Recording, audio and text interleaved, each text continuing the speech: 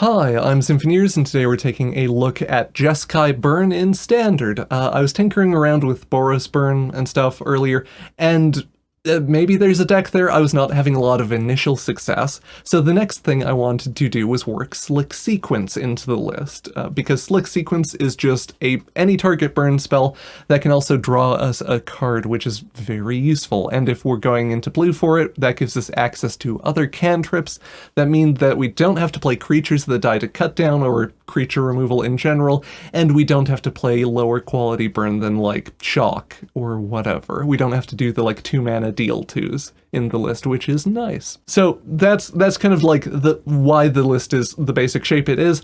There's not honestly a lot to talk about, like we just have a ton of burn spells.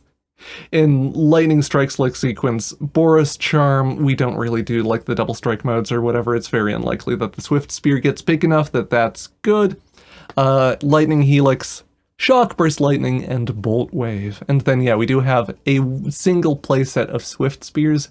We go with these over something like Slick Shot Show Off, just literally because they're more mana efficient, they're cheaper and easier to cast. And that helps with clocking the opponent effectively. And then, yeah, as I mentioned, cantrips help us just get more burn into hands and things. The mana base is pretty basic. We have a ton of fast lands and some fabled passages. I do this over running like the pain lands or something, because the pain lands are very bad into mono red or Boros, or just, yeah, in any kind of aggressive mirror, pain lands will lose you the game very reliably. So that's kind of why the mana base is the way it is. I don't know if this is a super optimal build. This is just the first thing that I've done since Foundations released that seemed okay. If you like the deck tech and like the video, like, subscribe, etc. Helps the channel a lot. If you're buying Magic cards, you can buy them through Card Trader using my link and code, and I get a little kickback, you get a little discount. It's good.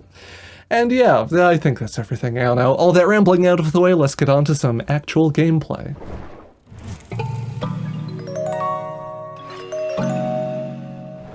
So just stare at this hand and go like, I don't know, sure. Fabled Passages and these pips are like, We do this because Sleight of Hand can help us fix this hand.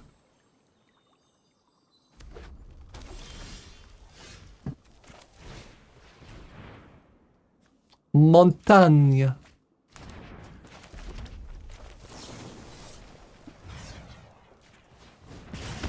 Oh yeah, I'm supposed to hold it for a creature or something. Brain MIA. I am honestly... I don't know if disappointed is the right word. Metal Guard? Okay. I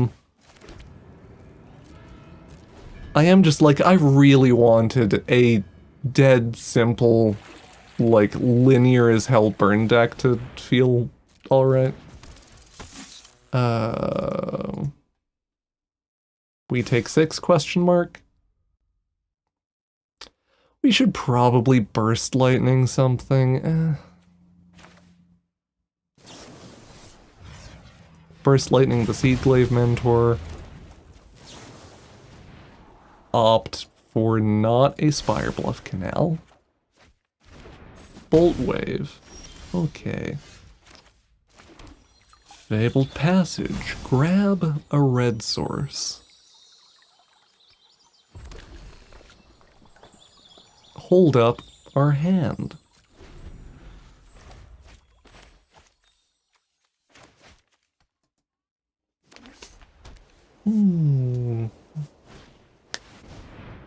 Patchwork Banner. Do.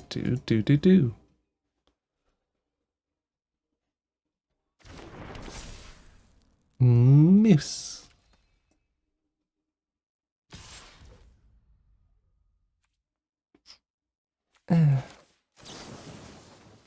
Fine.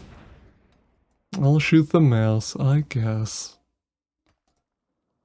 Just being like, we'll take a bunch of damage over 3 turns or whatever, from the mouse is awkward. And then we do a bonk with Boros Charm.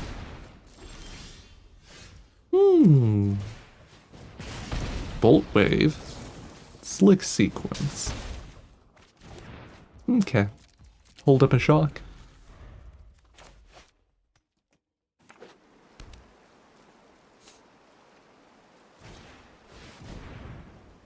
Whiskervale Forerunner.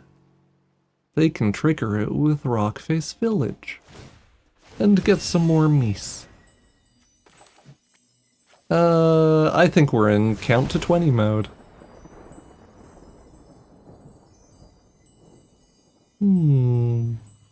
Heartfire Hero? Clap, clap, clap, clap, clap? Oh yeah, sure. Haste. It's kind of the point of the thing.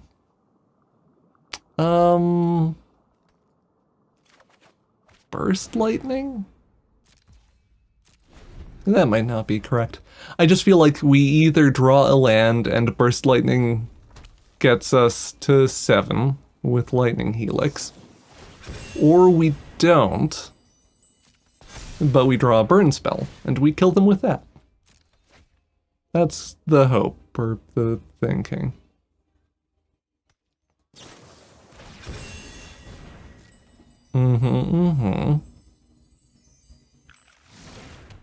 Ooh, Whiskervale Forerunner whiffs. Are we dead?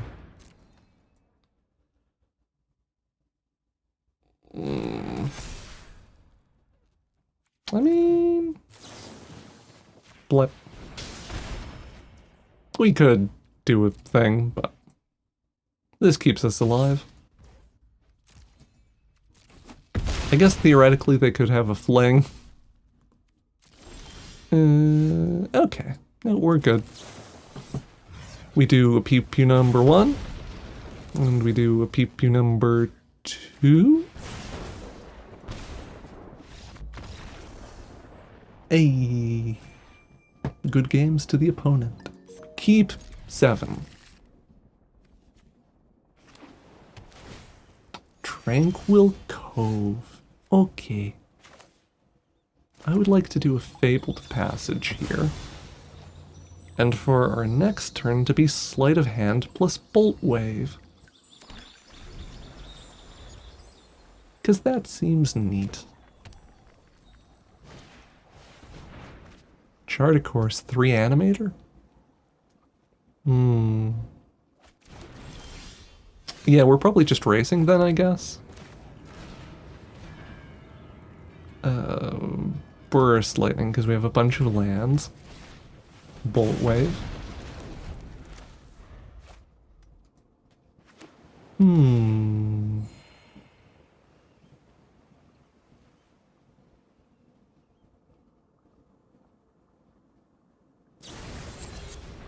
Pick, lock, prankster. Clap, clap, clap, clap, clap. Get the other Inspiring Vantage down. Do a Bolt Wave, I guess. Sorcery Speed, 1 mana. We're there at 16 from gain lands. And we'll do a Lightning Strike or something. Listen, it's fine. We shoot the face. 3 steps ahead, trades down, 3 mana for 2. We will crack the Fabled Passage for a red source. And all of our stuff is instant, so we'll pass back to the opponent. There's like some consideration for playing around more counters or whatever, but I think brute forcing stuff through with like Boris Charms and so on is kind of fine. We're like trying to do this.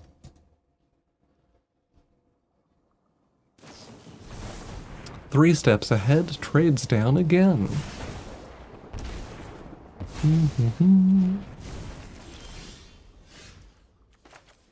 We will Monastery Swift Spear. And Lightning Helix. And I guess save Burst Lightning, because we can't cast it. The opponent goes to 8.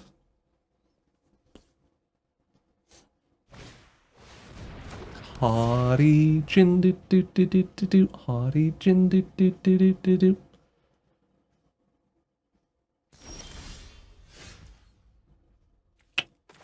Bolt wave.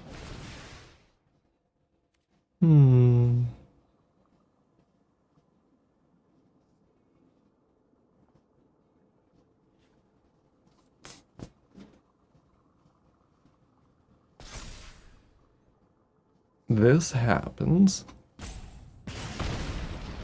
Do you think they block here, and does it matter if they block here? I mean, they block here, because they're at 5.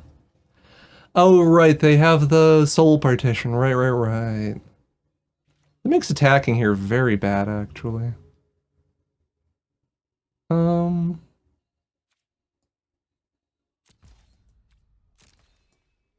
We could force the issue, but I think it...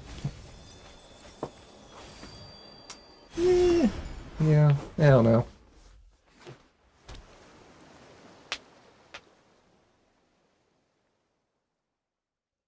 Yeah, no, I think saving Burst Lightning for face is correct, given that we know about the soul partition.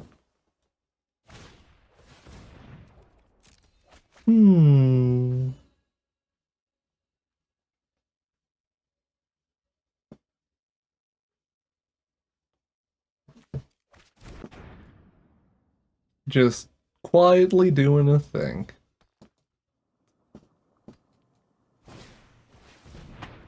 Chart, of course.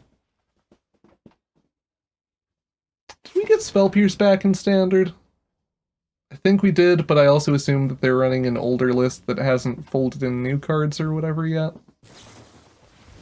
Soul Partition. Soul Partition!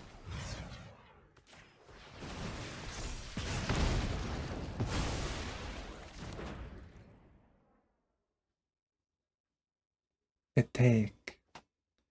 Kill me. Hit me with your stupid sexy gin. Yes. Boros Charm.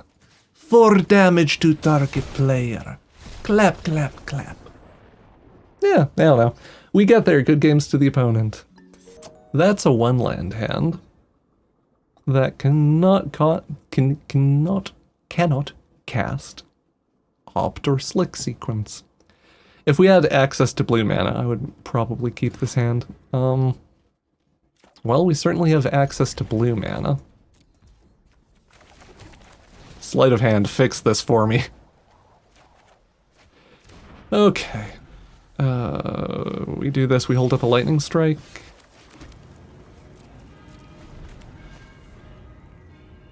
I mean, I guess we could commit to a bolt wave. Seems weird. Seems like not the move. Lightning strike. Okay. Do another Inspiring Vantage, then we bolt wave. Yeah. Love to have access to blue mana. Or kid named access to blue mana. It's so good. Heaped harvest. Heaped harvest.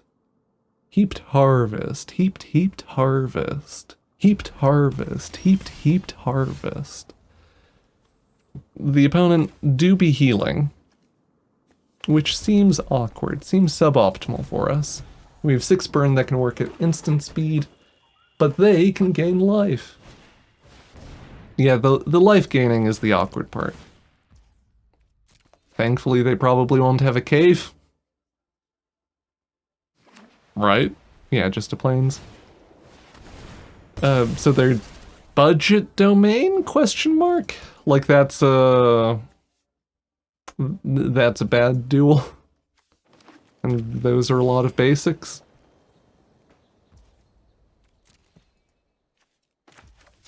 Opponent to 15, but listen. We're fine. We're fine.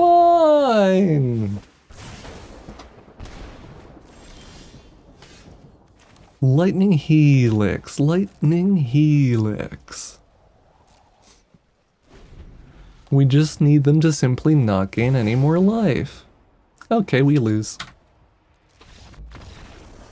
There's no configuration of cards that lets us kill them before it tracks a lifelink 7. RIP. Brain. Keep 7. Swift Spear Opt Shock. Boros Charm? Lightning Helix.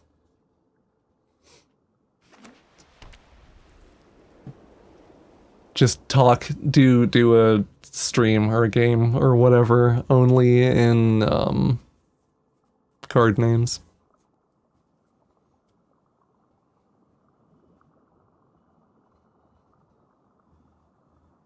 I'm hungry. That's one reason why I'm kind of like slowing down or stalling out a little, is just like I didn't actually have a good breakfast. I should maybe take a break to just make like cheese toasties or whatever.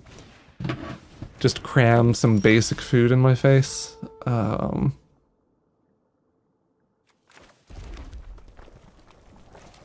just gonna shoot it. Shooting scavengers is, I think, generally good. Inquisitive Gleamer.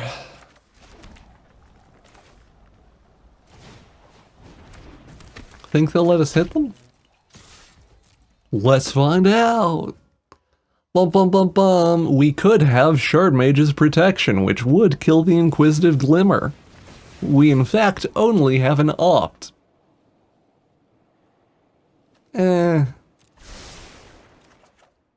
Yeah, that's why I went because you are moderately likely just to draw another land anyway with a cantrip.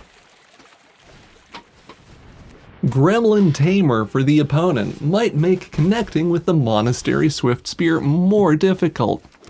Because of that, we should strongly consider Burst Lightning plus Boros Charm for this turn.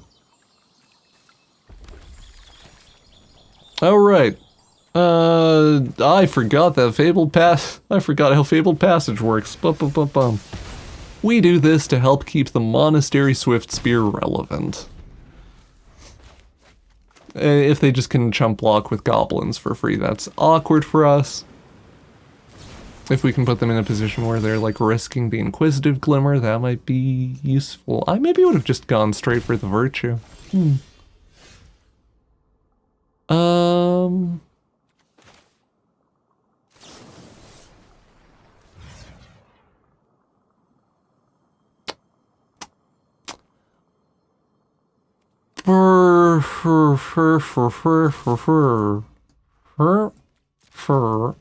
Burst Lightning Face. Okay.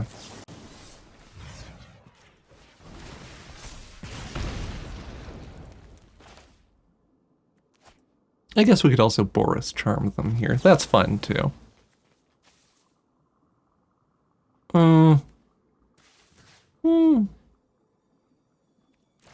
I'm thinking way too much about sequencing into things. Bolt Wave, okay.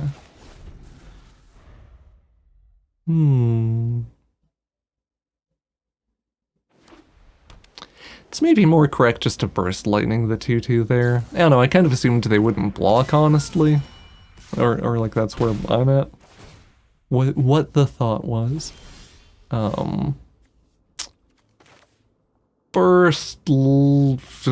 Bolt Wave.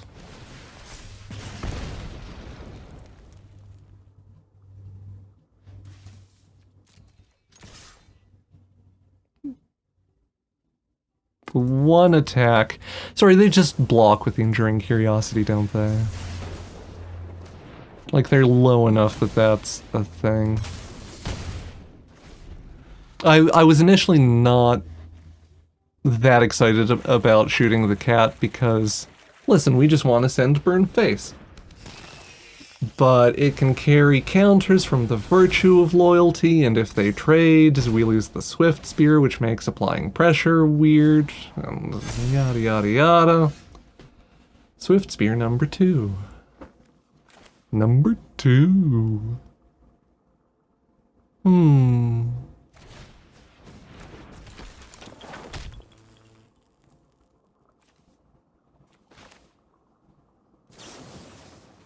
Bonk.